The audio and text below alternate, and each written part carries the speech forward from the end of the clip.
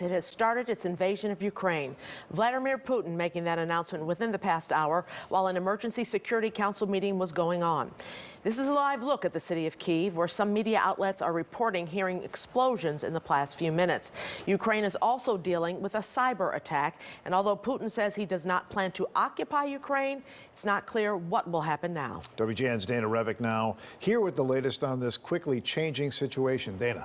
And just a minute ago, as I stepped away from my desk, that UN Security Council meeting still going on tonight, and now these world leaders are confronting the Russian ambassador. He just told them this is not a war, but a special military operation. I think everyone can agree tonight, a dire situation in Ukraine. President Putin, as you mentioned, said Russians have no intention of occupying the country, but are moving ahead with a military operation in response to what he said was threats from Ukraine. Now reporters in the cities of Kyiv and Kharkiv hearing a series of explosions in the distance, and President Biden just sending this statement tonight, saying in part, the prayers of the entire world are with the people of Ukraine tonight as they suffer an unprovoked and unjustified attack by Russian military forces. President Putin has chosen a premeditated war that will bring a catastrophic loss of life and human suffering.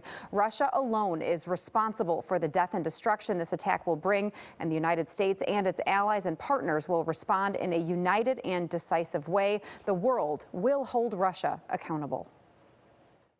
A few moments ago, I spoke to President Biden, who asked me to convey in the strongest possible terms his and our steadfast support for Ukraine and support for the urgent meeting this council has convened tonight. This as Russian President Vladimir Putin announced a special military operation in the Donbas region of eastern Ukraine, warning other countries that any attempt to interfere with the Russian action would lead to, quote, consequences they have never seen. If indeed an operation is being prepared, I have only one thing to say from the bottom of my heart. President Putin, stop your troops from attacking the Ukraine. Give peace a chance.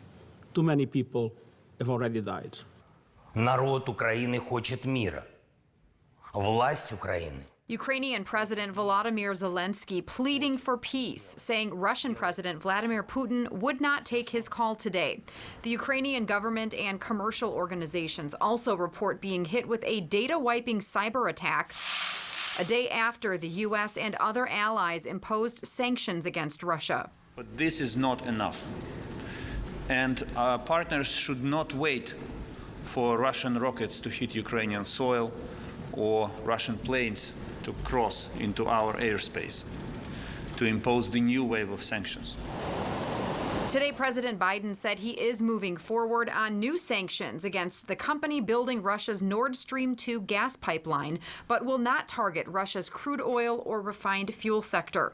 The U.S. also moving 1,000 troops along with military aircraft from Italy and Germany to NATO's eastern flank. It's difficult to know where this will go.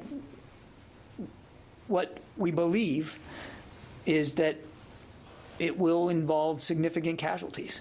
This is a dark hour not only for Ukraine, but for the entire international community as we witness with trepidation the progression of a pure act of aggression carefully planned and cold-bloodedly being executed.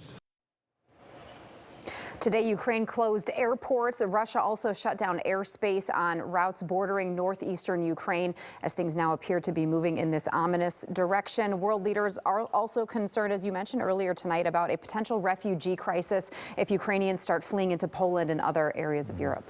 And they may be trying to get over here, too. I hear some people are going to Mexico, trying to get anywhere away from there.